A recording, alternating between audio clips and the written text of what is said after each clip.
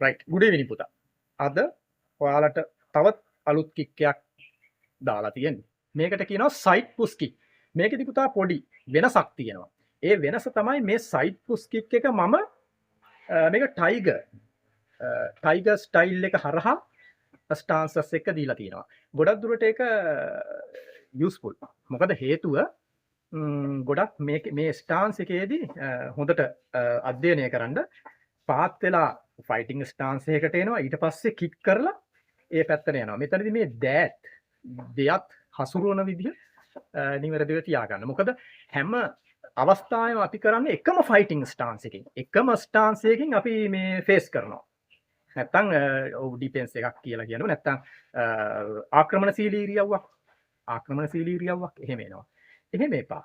පොඩ්ඩක් ෆයිටිං වලදී චූටි වෙනසක් කරන්න. මේක ටයිගර් ස්ටයිල් එකත් එක්ක ඒ වගේ එන සයිඩ් පුෂ් කික් එකක් ගහනවා. මේකෙදි වඩාත් ඔබ අවධානය යොමු කළ යුත්තේ මේ කික් එකේ පවර් එක. අනිත් ටික රියලි පුරුදු වෙන්න. right okay. Side push kick. okay. හොඳ ට්‍රේනින් කරන්න.